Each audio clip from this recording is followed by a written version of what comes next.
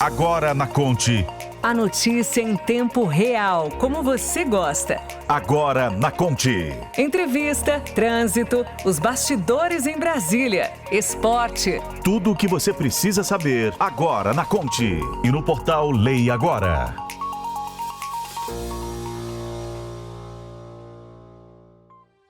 Oi, gente! Chegando agora na Conte nessa terça-feira de carnaval, dia 21 de fevereiro. É isso mesmo, meu povo?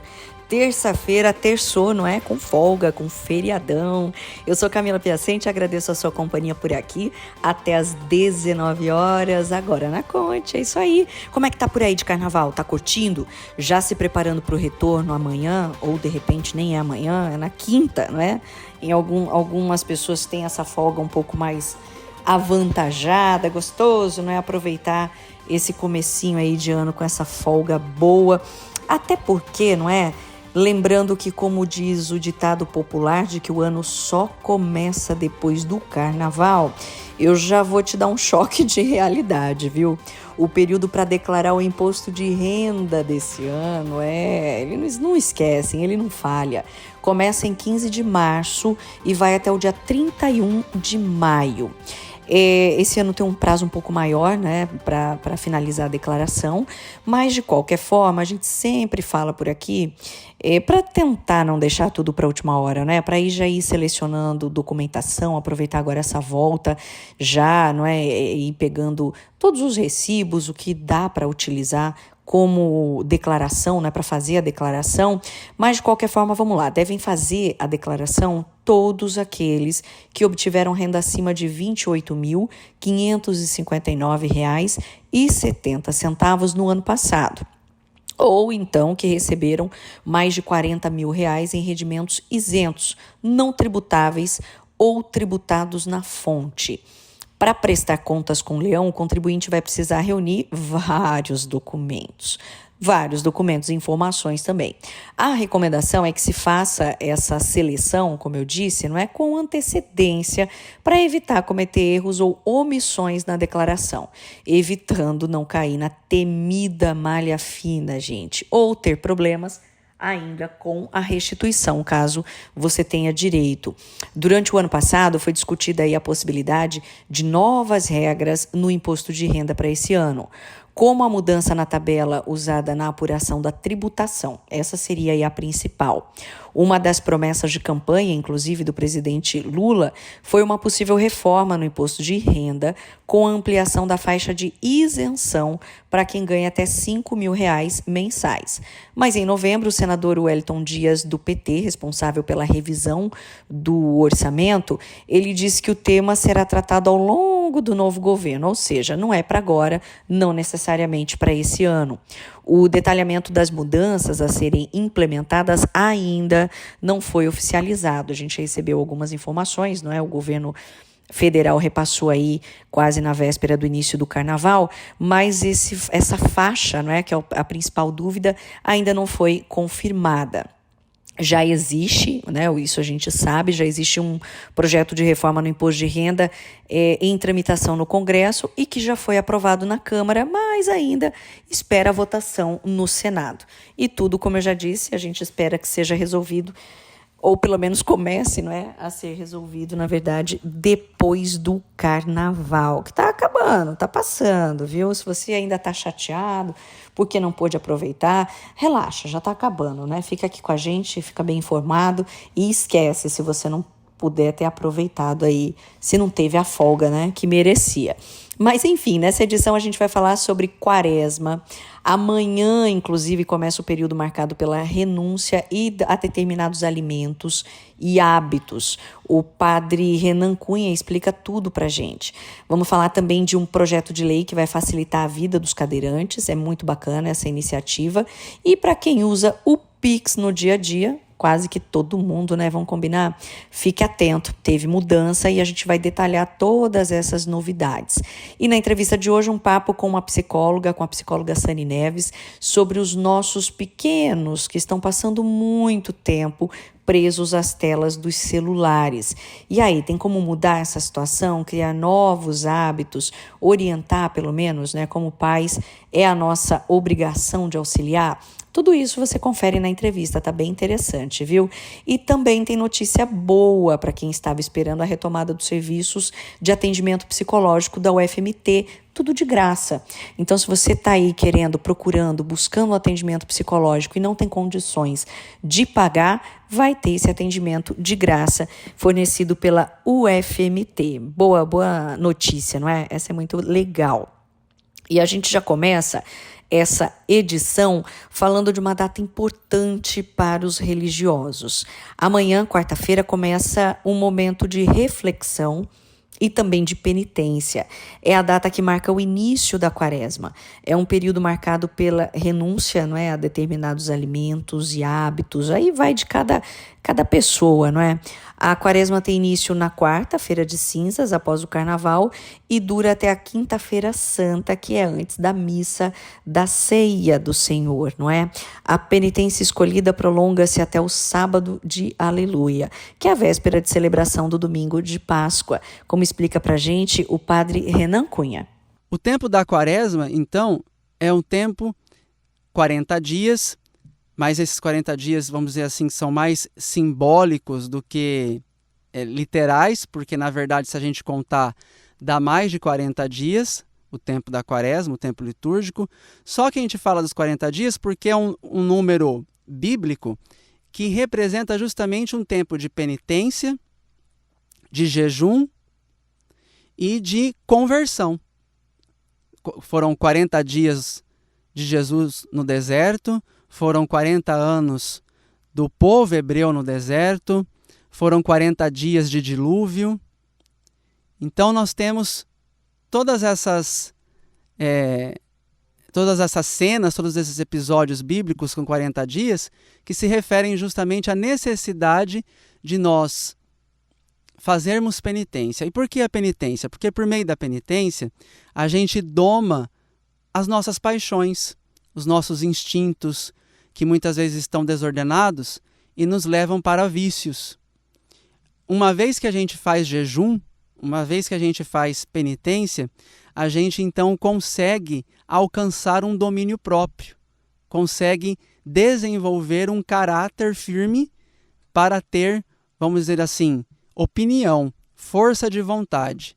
E assim, com uma vontade dominada pela graça também, nós tomarmos decisões corretas conforme a vontade de Deus, conforme os mandamentos.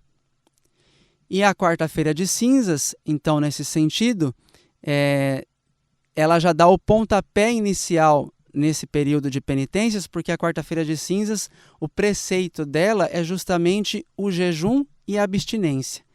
É um dia para ficarmos sem comer carne e também com uma refeição muito bem regrada. Então, o que é o jejum? É fazer apenas uma refeição completa no dia e algumas refeições picadas ao longo do dia, sem que complete uma segunda refeição.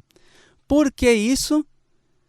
Para que nos lembremos daqueles que passam fome e também justamente para desenvolvermos em nós essa resistência aos nossos apetites, que nós saibamos nos dominar.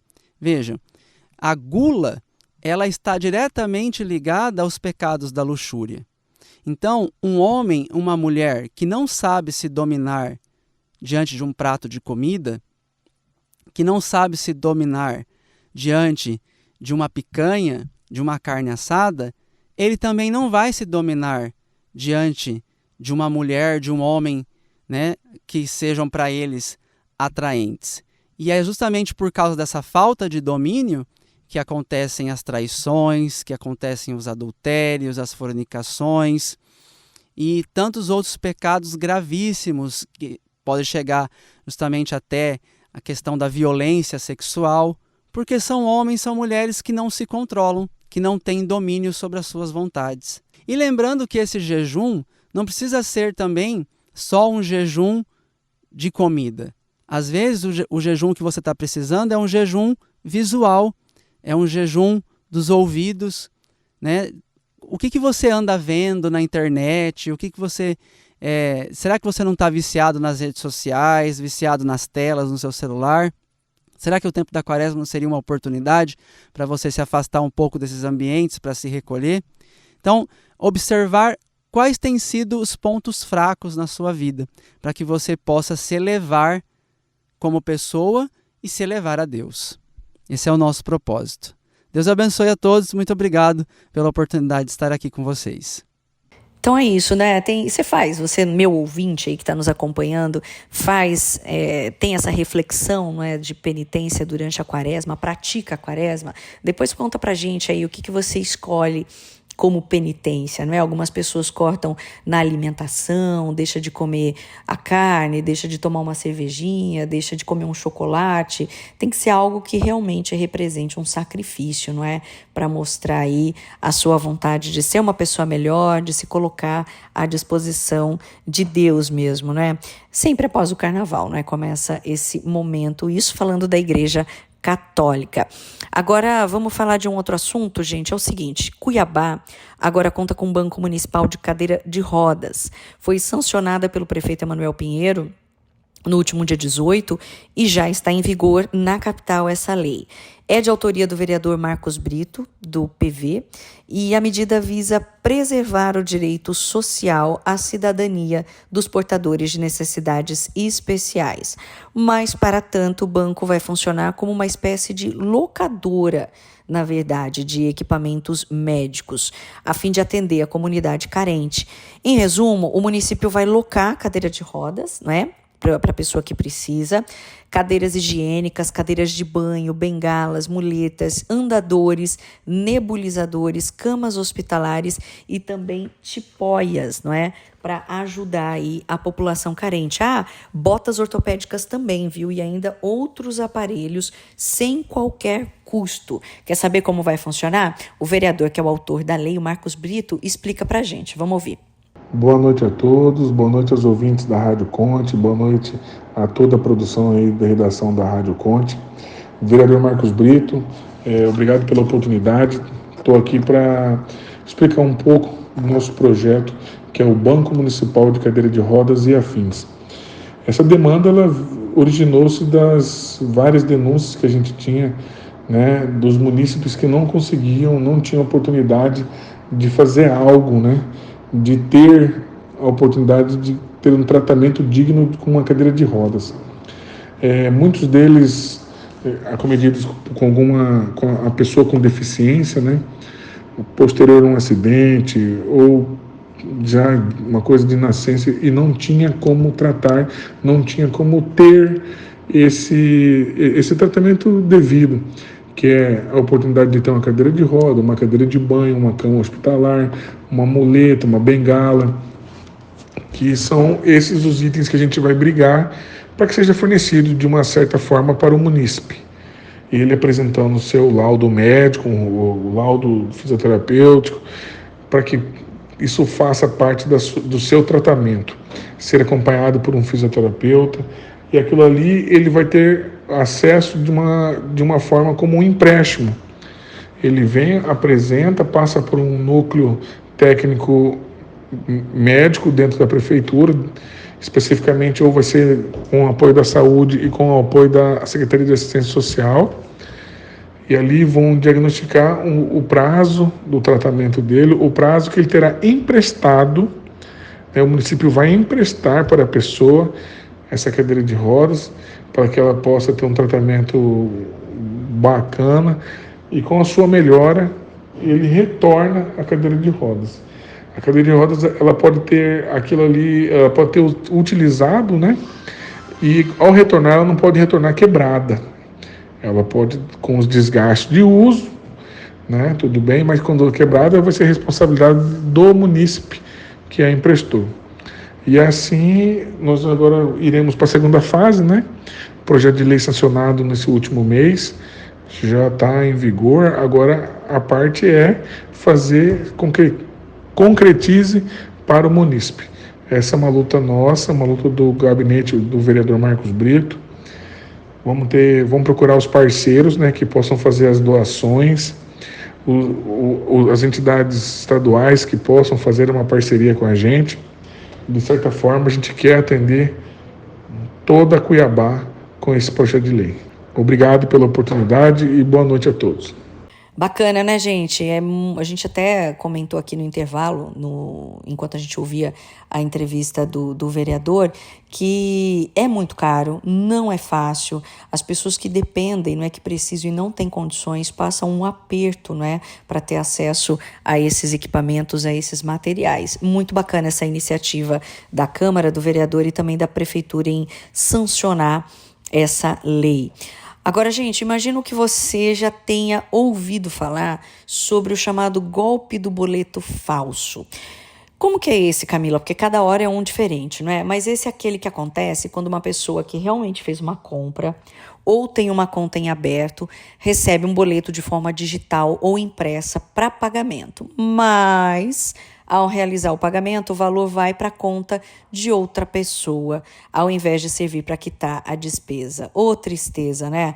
Todos nós já vimos notícias sobre esse tipo de fraude com boleto ou, infelizmente, já fomos vítimas de algo nesse sentido. Eu mesma já caí numa dessa, viu? Fui pagar uma vez um cartão de crédito e o bandido manda o valor certo. Você tem que prestar atenção nos detalhes, no banco, no credor, enfim. Tem que estar atento mesmo e desconfiar. Sempre desconfiar. Lojas fantasmas, roubo de dados, descontos inimagináveis são apenas alguns exemplos desses crimes bem comuns, mas que podem custar diversos problemas para nós usuários, não é? A delegada Judá Maali Pinheiro Marcondes, ela dá algumas dicas, viu, para a gente se proteger. É muito bacana, fica atento. O crime de estelionato sob a modalidade de boleto falso vem ocorrendo em todo o Brasil, mas que eu pude observar que aqui no estado do Mato Grosso aumentou de forma acentuada. Os estelionatários estão enviando boletos por meio de e-mail, correios, pelo WhatsApp, e até pelo site, simulando ser empresa, por fornecedor de serviço. E as vítimas pagam aquele boleto achando que estão quitando débitos referentes às contas daquele serviço. Por exemplo, conta de luz, água, internet. No entanto, o dinheiro é enviado para a conta do golpista. Então, eu aconselho as pessoas a verificarem de forma minuciosa os boletos, os detalhes do boleto. Por exemplo, aquela empresa costumava enviar a conta através do e-mail e, de repente, começou a enviar por correio. Então, verifique se isso é correto. Entre em contato com a empresa, ligue por telefone que está no site, né? E entre em contato com a empresa para verificar essa situação. E outro ponto que a pessoa deve observar, que a conta do beneficiário, muitas das vezes, está tudo certinho. Você vê que o boleto vem escrito com todos os detalhes corretos, mas na hora de pagar, quando você coloca ali o código de barras, aparece um beneficiário que você não conhece. Então, provavelmente é um golpe. Ou então, o nome daquele beneficiário, muitas das vezes é uma empresa que eles criam com um nome similar à daquela empresa que eles estão golpeando. Então, é importante verificar o nome corretamente qualquer dúvida, entre em contato com a própria empresa. E é bom imprimir o boleto dentro do site específico mesmo daquela empresa. São condutas que, se as pessoas seguirem, provavelmente não cairão num golpe. A pena daquele que pratica o crime de estelionato através do boleto falso, a gente chama de estelionato eletrônico. E a pena é de 4 a 8 anos. Então, a pena é alta. Então, aquele que fornece conta para poder aplicar o golpe ou aquele que articula também pagarão, né, responderão pelo crime de estelionato e terão essas penas de 4 a 8 anos. E se a pessoa, se por acaso caiu num golpe, é importante que procure a delegacia de estelionato imediatamente ou qualquer delegacia próxima, registre o boletim e é importante que as pessoas saibam que precisam representar. O crime de estelionato, ele é condicionado à representação da vítima. O que é isso? A vítima precisa dizer que quer que haja uma investigação, né? Isso é muito importante. O delegado, o investigador, o escrivão só pode atuar diante do consentimento da vítima. Então é importante que as vítimas saibam disso e na hora de registrar a ocorrência deixe claro que quer representar. Gente, não é agradável, né, você cair num golpe desse. Além do prejuízo financeiro, você fica muito chateado. Não tem como, né, não se sentir chateado, não se sentir lesado. Mas, enfim, né, prestar atenção, a gente aprende. Eu mesma, depois que caí numa dessa, fiquei muito mais atenta e com as dicas da delegada aí, dá para reforçar essa situação. Mas vamos seguir? Vamos para Brasília? Agora na Conte. Os bastidores em Brasília. É o seguinte, a Comissão de Assuntos Econômicos estuda convidar o presidente do Banco Central, Roberto Campos Neto, para ir ao Senado assim que passar o feriadão de carnaval. Tá vendo? Quando eu falo que só depois do carnaval, vocês brigam comigo, mas é verdade.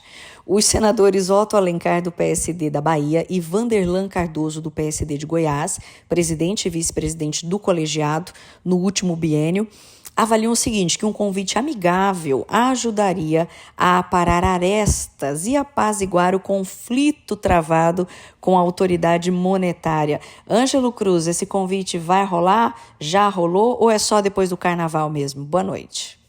Oi, Camila, muito boa noite para você, boa noite para todo mundo que está acompanhando a gente. A tendência é que, passado então o carnaval, Roberto Campos Neto compareça à Comissão de Assuntos Econômicos lá do Senado Federal para poder falar sobre a taxa de juros. Acontece o seguinte, né, que de acordo com a lei que aprovou a autonomia do Banco Central, o presidente do órgão deve comparecer à comissão 2 vezes por ano, mas diante do cenário atual econômico, a tendência é que ganhe força de fato a ida dele este ano, a primeira ida este ano, já que são 2 vezes por ano a previsão, seja então depois do carnaval. Essa proposta será feita pelo líder do PSD lá no Senado, o senador Otto Alencar, que presidiu inclusive a comissão até esta legislatura. Inclusive, a Comissão de Assuntos Econômicos vai continuar com o PSD, o indicado do partido para dirigir a comissão nos próximos 2 anos é o senador Vanderlan Cardoso. A gente lembra, né, que inclusive Roberto Campos Neto vem se manifestando favoravelmente a ida então à comissão, conforme diz então a lei. Também já sinalizou que gostaria de manter um contato mais estreito com o governo e que foi visto como uma sinalização a Lula. Inclusive, ele defendeu aí, no caso, o presidente Lula, disse que o mercado precisa ter calma, porque em alguns momentos, então, o mercado, diante de algumas sinalizações dadas pelo governo, acaba ficando um pouco preocupado, emitindo alguns sinais não muito bacanas, que há necessidade de calma, já que o governo está iniciando agora, recentemente, precisa, então, colocar a casa em ordem, fazer alguns ajustes e precisa dessa compreensão do mercado. Campos Neto mantém também boa relação com os senadores do partido do PSD, especificamente também com Alencar. O PSD, por orientação do presidente Gilberto Kassab, tem promovido a blindagem política dele. O partido, inclusive, atuou para evitar a convocação na Câmara, embora haja discussão jurídica se ele, por não ter mais status de ministro, desde a aprovação da autonomia, pode ser convocado. Inclusive, houve uma reunião do Diretório Nacional do Partido dos Trabalhadores, aí os parlamentares aprovaram resolução que pede a convocação de Campos Neto, tanto pela Câmara quanto também pelo Senado. A ida ao CAI, no entanto, foge aí desta discussão, já que consta na Lei Complementar 79, que instituiu aí a autonomia do Banco Central, o seguinte, que o presidente do Banco Central do Brasil deverá apresentar no Senado Federal, em arguição pública, no primeiro e no segundo semestres de cada ano, relatório de inflação e relatório de estabilidade financeira, explicando as decisões tomadas no semestre anterior. Acontece que o Palácio do Planalto, pelo menos os bastidores, no caso, enxerga muito bem essa ida, né, antecipada de Roberto Campos Neto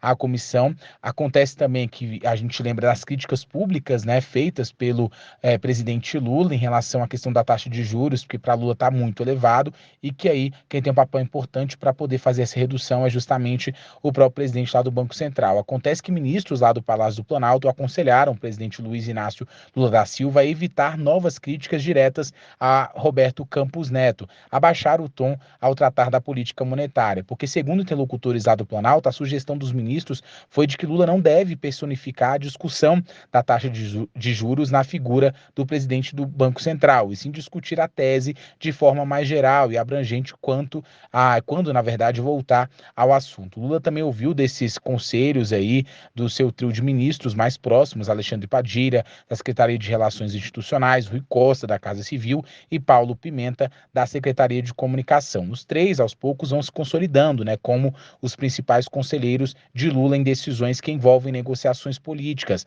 O presidente também tem tido reuniões com o trio quase todos os dias. O ministro da Fazenda, por exemplo, Fernando Haddad, sempre foi muito próximo ao presidente da República, mas costuma dar aconselhamentos de ordem mais técnica e menos política. Na avaliação dos ministros palacianos, as críticas a Campos Neto acabaram dando muita visibilidade ao presidente do Banco Central. Então agora, de fato, é ficar de olho. A tendência é que as coisas andem rápido depois do carnaval, porque tudo volta, digamos que à normalidade aqui em Brasília, quando se fala então de política, Congresso Nacional, e com isso, a ver se o PSD, né, no caso, na pessoa, né, de Otto Alencar, vai conseguir dar prosseguimento, antecipar a saída de Roberto Campos Neto à Comissão de Assuntos Econômicos, por mais então que ele tenha uma proximidade com o partido e o partido está tentando blindar ele. Vamos acompanhar, eu volto com você no estúdio. E agora vamos falar de uma outra situação que teve até pedido, né, de ouvinte para esclarecer, que é sobre o Pix. No começo do ano, tiveram algumas alterações, algumas mudanças, e é sempre importante a gente ficar atento para não ser pego de surpresa. De longe, né, gente, o Pix é agora a forma de pagamento mais usada pelos consumidores brasileiros. Essa facilidade para quem paga e a segurança, não é, de quem recebe, e o efeito instantâneo, né, tem feito com que esse tipo de operação financeira ganhe cada vez mais adeptos. Mas no decorrer do tempo, muitas mudanças foram acontecendo e para você entender, a consultora financeira Bárbara Alvarez fez um resumo para a gente. Vamos ouvir. Boa noite, queridos ouvintes da Rádio Conte. Tudo bem com vocês? Aqui é a Bárbara Alvarez, consultora financeira empresarial, explicando para vocês como estão as novas mudanças do Pix que foram liberadas agora nesta segunda-feira, dia 2 de janeiro de 2023. Primeira mudança, fim do limite por transação, isso mesmo. A partir de agora, você deixa de ter um limite individual por transação, passando a valer apenas limites diários por período. Agora, você, cliente, pode transferir de uma vez o valor todo do seu limite ou pode fazê-lo picado, fazendo através dos períodos por diversas vezes. Essas regras são personalizadas e elas podem demorar de 24 a 48 horas para serem acatadas as alterações. Segunda mudança, flexibilização do limite noturno. Até agora, o período noturno em que os limites de transferência eram mais baixos começavam a partir das 8 e iam até às 6. Com a mudança, você, correntista, pode escolher este período, podendo começar às 10 e terminando até às 6. Terceira mudança, Pix-saque e Pix-troco.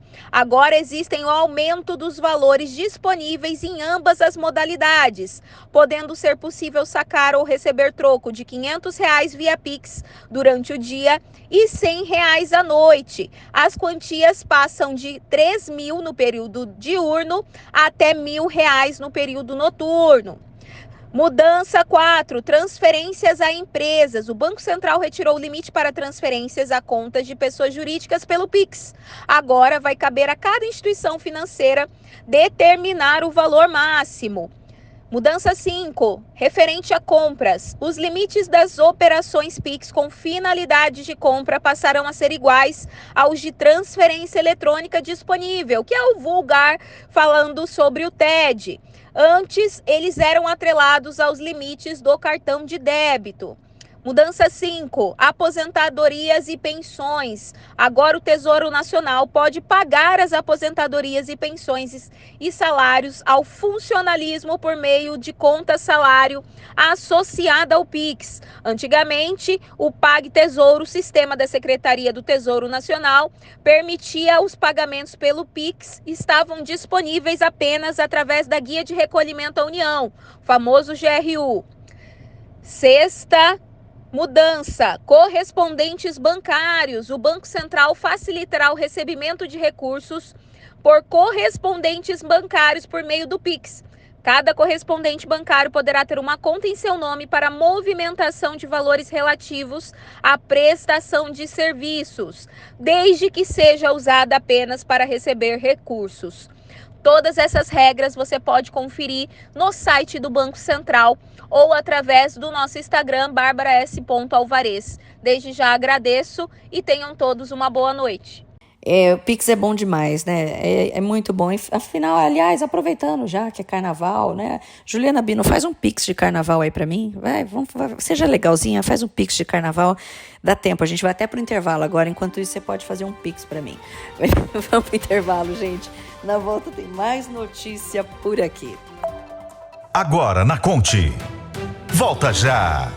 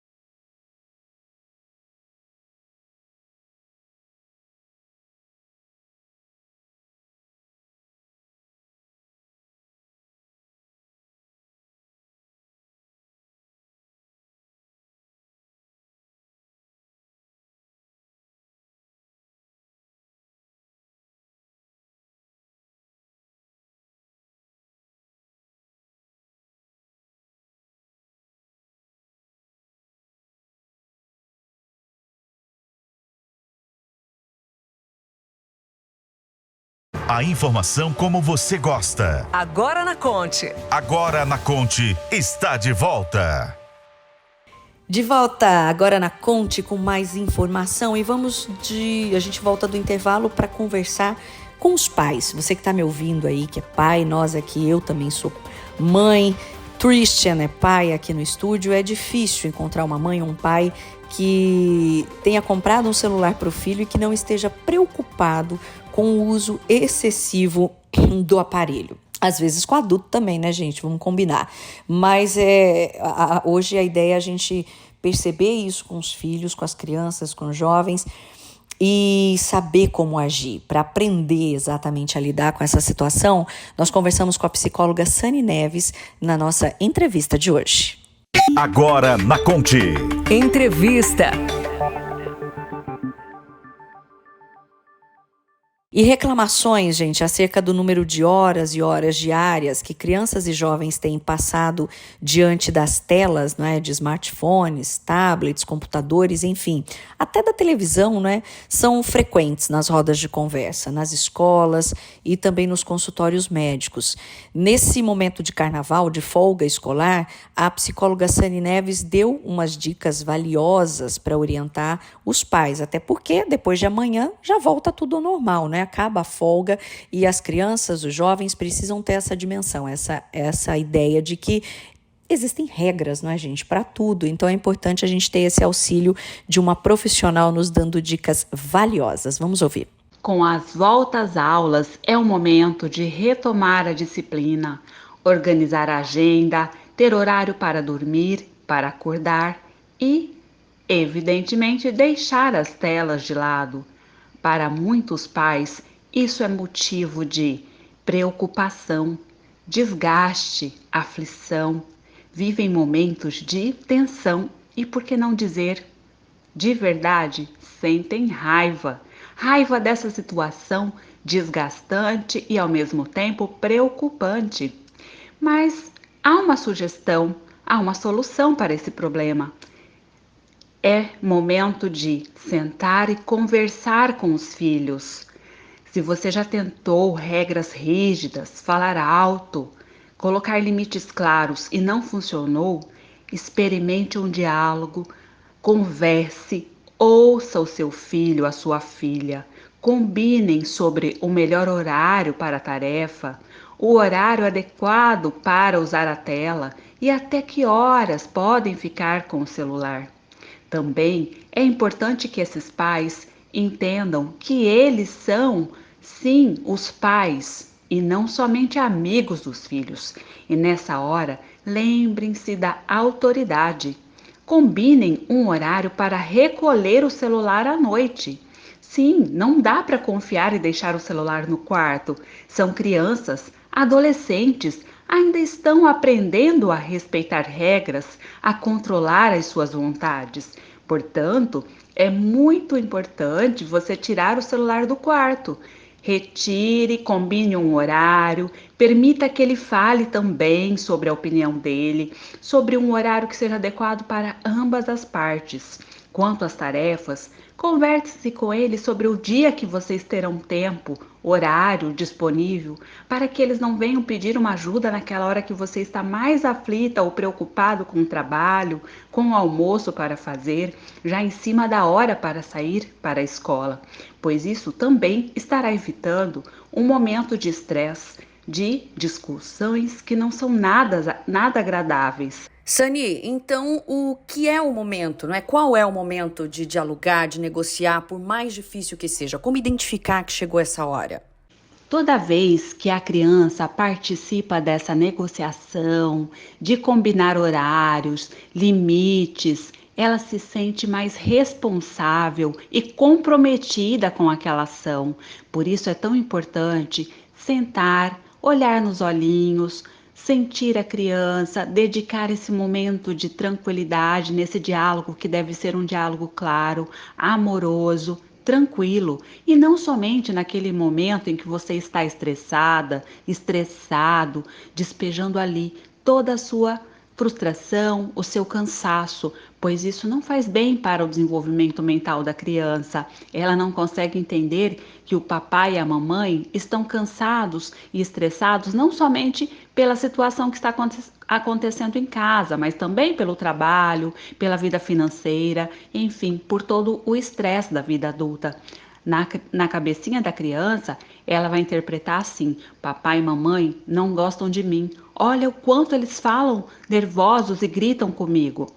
Então, pense bem nessa dica que eu estou deixando. Escolha um momento, um horário, pode ser um sábado à tarde ou num domingo, para vocês sentarem, colocarem ali no papel, na agenda, qual vai ser o horário de fazer determinada tarefa, qual horário pode brincar, qual horário podem usar o celular para falar com os amigos, para jogar, sempre lembrando de inspecionar.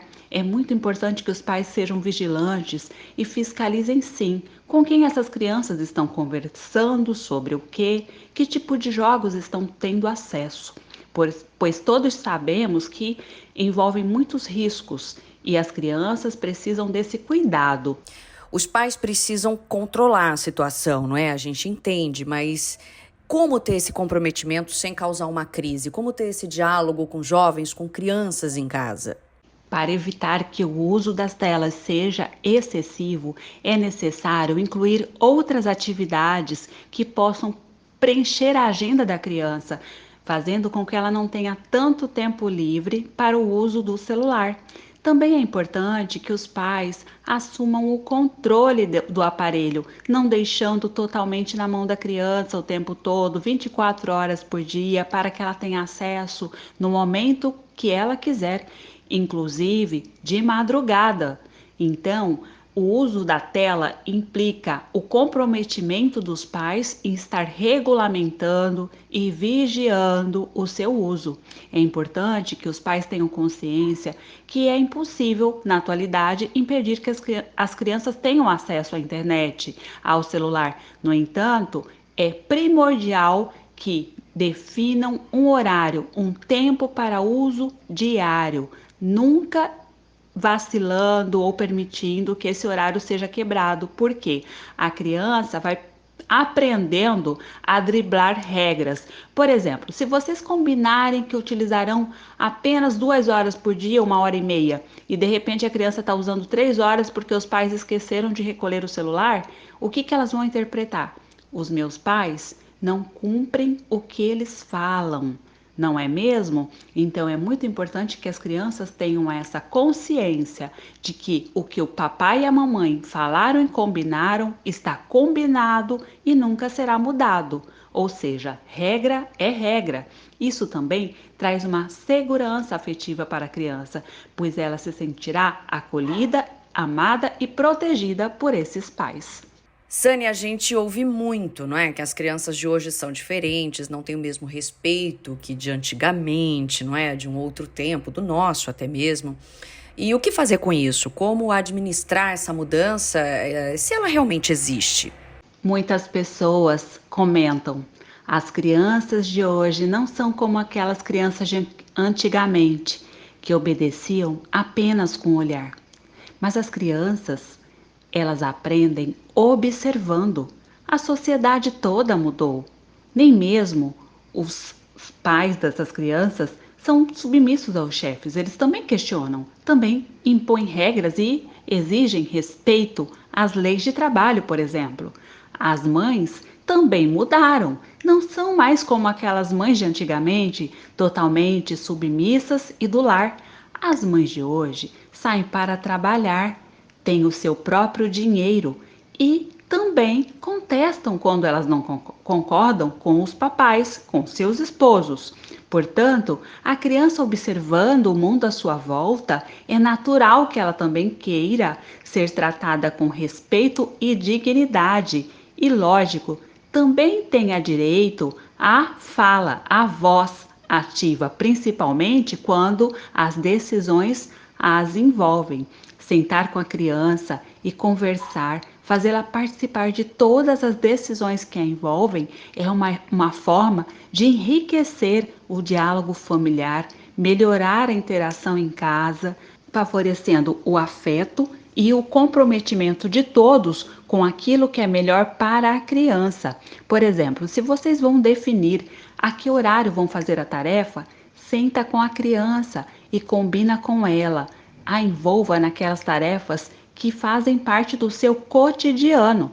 E sim, logo que for possível, essas crianças também podem começar a ajudar em casa naquelas tarefas que são favoráveis e que são possíveis dentro do desenvolvimento daquela criança, da idade dela, tá? É uma forma da criança já ir adquirindo o senso de responsabilidade em relação ao mundo à sua volta. Sani, que é cada vez mais comum a gente observar crianças utilizando celular, videogame, isso é óbvio, não é? Não precisa andar muito por aí ou procurar em muitas casas. Mas em que momento a gente precisa acender o alerta? Como que a gente define que extrapolou, que passou da hora? Um forte indicativo de que a criança já desenvolveu a dependência à tela seria, por exemplo, quando a família viaja para um lugar onde não tem acesso à internet, ou até mesmo em casa, quando a internet é interrompida. Essa criança vai manifestar estresse, raiva, irritação, intolerância à fala, à explicação da mãe. É como se a criança saísse realmente do seu estado emocional de calma, de controle, e ficasse alterada de um modo que os pais até se assustam ao ver a cena. Então, neste momento, já é a hora certa de procurar uma ajuda profissional. Muitos pais perguntam: então, o que fazer? O que agregar na rotina da criança para que ela não passe tanto tempo no celular? Bem, comece demonstrando entusiasmo pelas atividades que a criança gosta, se envolva com as brincadeiras. Se ela não tem o hábito da leitura, que tal sentar com ela para lerem juntos? Muitos pais reclamam que as crianças não estão lendo, mas eles se esquecem de que eles podem estimular essa leitura. Eles podem sentar, incentivar, lógico, sempre uma leitura que seja adequada para aquela idade da criança. Também é legal quando vocês decidem juntos desfazer dos brinquedos que não são mais úteis. É uma forma da criança desenvolver um senso de sociedade, por exemplo, separando aqueles brinquedos que não são úteis para doar para uma creche ou um abrigo. Também é indicado que as crianças tenham mais contato com a natureza, pois traz um relaxamento e também é saudável para toda a família. Outra dica importante é deixar a criança lidar com aquele momento de tédio, de ócio, em que ela mesma vai buscar uma estimulação que ela encontre ali em casa. De repente, as crianças, elas precisam desse tempo de não fazer nada, porém sempre este momento deve ser sem qualquer objeto que tenha bateria ou pilha. É aquele horário que vocês vão definir que a criança vai ficar ali. De repente ela vai escolher fazer uma pintura, ela vai querer brincar de quebra-cabeças, algo que não utilize pilhas ou bateria, reforçando. Então, finalizando, vocês perceberam que todas as atividades são sempre importantes, porém com a participação dos pais. É aí que muitos pais têm falhado, porque deixar a criança 4, 5 horas com o celular na mão, para os pais é melhor do que estarem brincando. Reflitam, pois futuramente vocês poderão ter prejuízos muito desagradáveis com esse uso excessivo. Também é muito importante que os pais compreendam que nesse processo de retirada do celular vai haver momento em que a criança não responderá bem. Por exemplo, a criança vai ficar irritada, ela não vai gostar, porque é um hábito que ela adquiriu e que vai ser necessário tirar. Ou seja, trazia um prazer, trazia um ganho. E agora, o que ela vai fazer? Neste momento, é preciso parceria, paciência e muita firmeza, não se deixando levar pelas manhas deste momento, não se deixando levar pelas chantagens que muitas crianças fazem.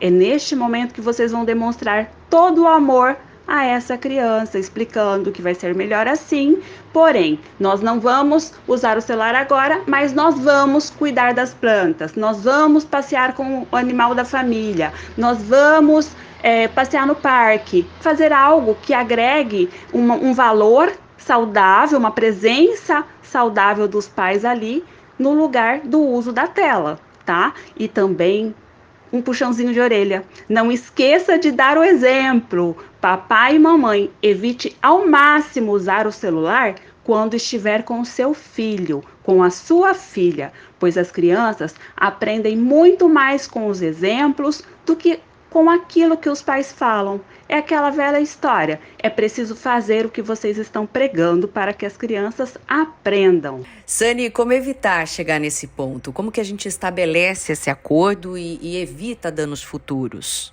Para evitar que as crianças e adolescentes usem o celular excessivamente, vamos pensar primeiro na família que ainda não entregou o celular para a criança.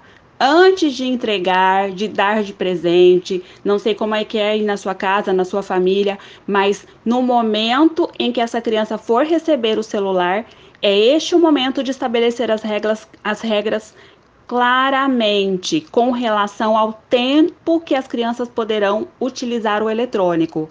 É nesse momento que vocês vão fechar um contrato com essa criança, colocando metas e sendo firme.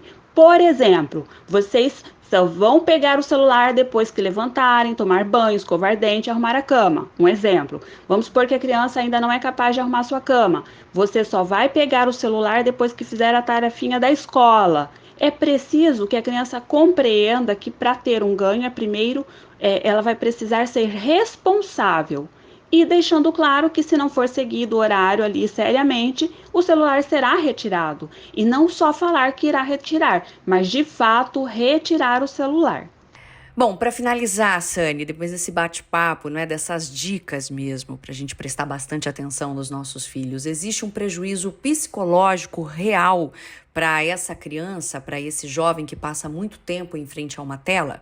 Falando em prejuízos, o cérebro humano ele foi desenhado para buscar uma estimulação constante.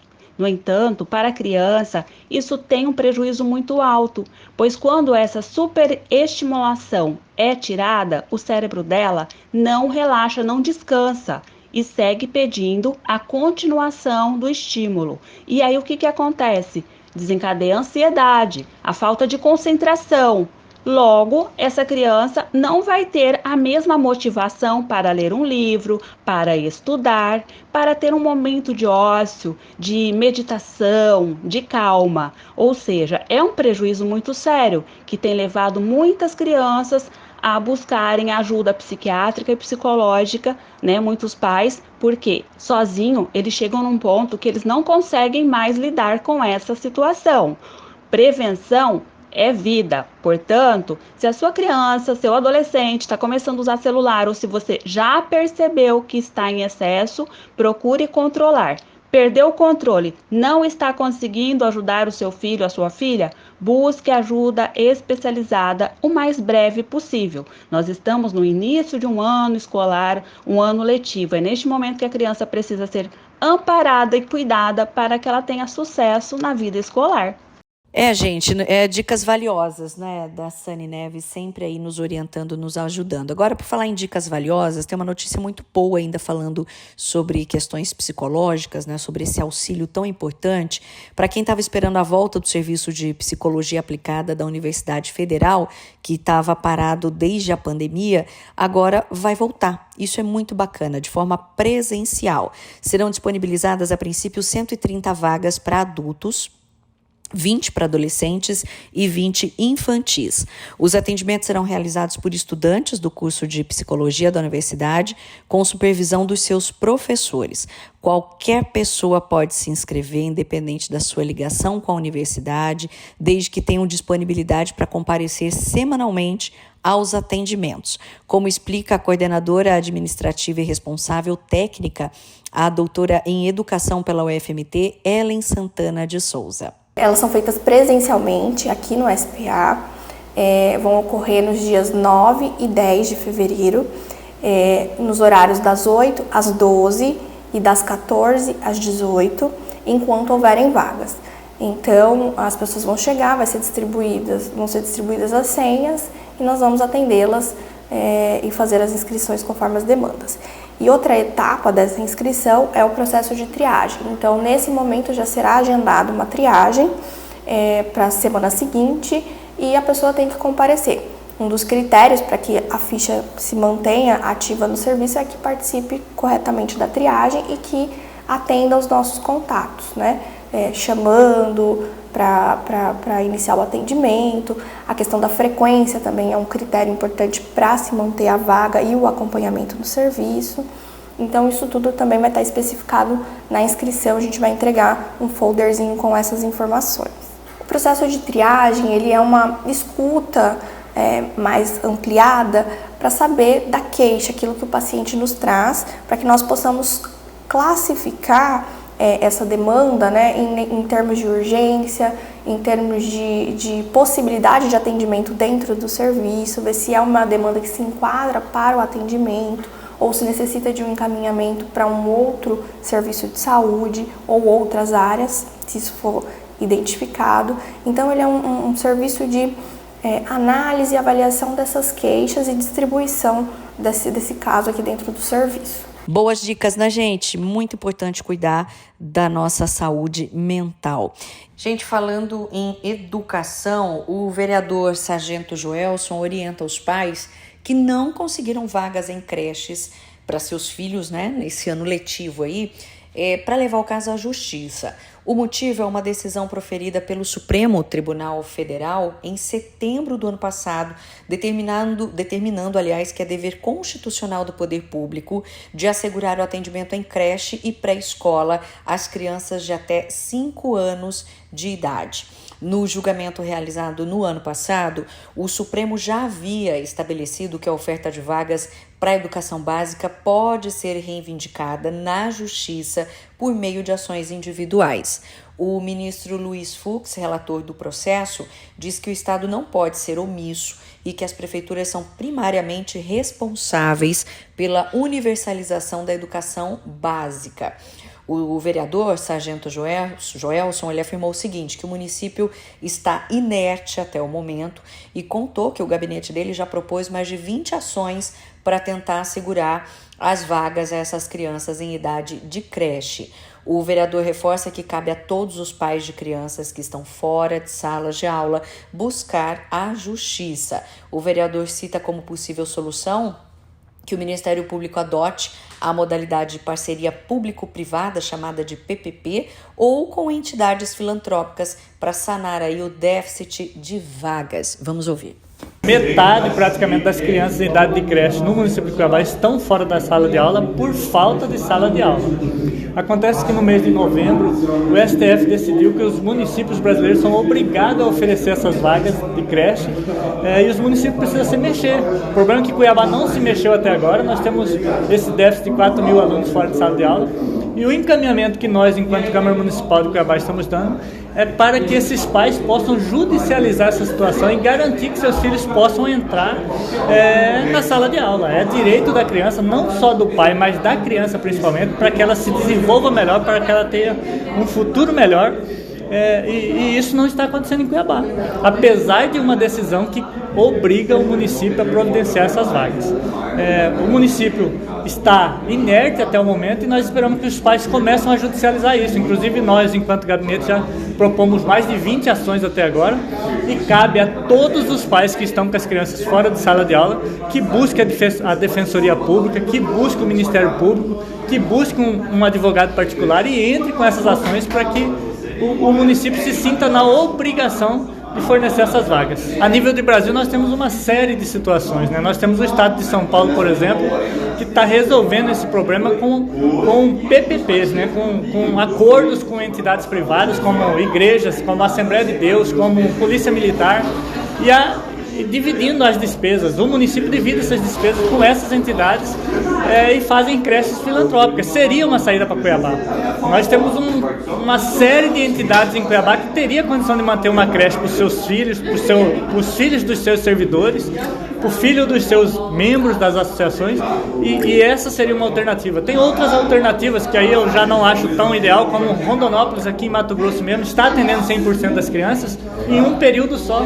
Cuiabá atende nos 2 períodos. Lá em Rondonópolis, uma parte das crianças estuda na parte da manhã e outra parte à tarde. Resolveu-se também os problemas. Então, de modo que nós temos que buscar resolver esse problema e, para isso, o município precisa se mexer. E é isso, a gente fica por aqui. Espero que tenha aproveitado, espero que tenha curtido a nossa companhia também nesse programa especial de carnaval, mas também com muita notícia, além de festa, além da folia. Amanhã volta, né? Deverá voltar tudo ao normal, de um modo geral, pelo menos a partir do meio-dia, a vida que segue. E nós, claro, estaremos por aqui com mais informação e com Agora na Conte esperando por você.